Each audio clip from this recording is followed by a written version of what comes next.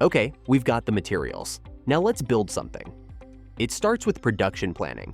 You need to align your production schedule with that demand forecast we talked about earlier.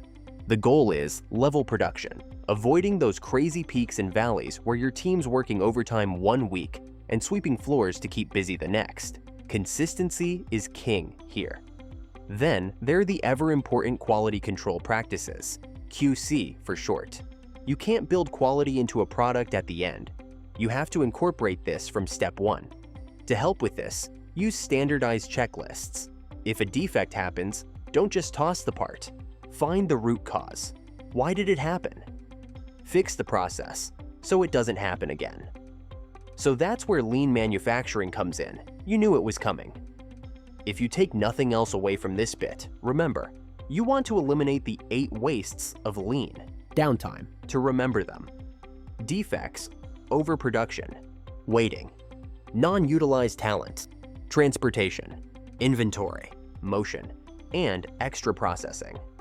Lean is about flow. Keep things moving, keep value adding, and cut the fluff.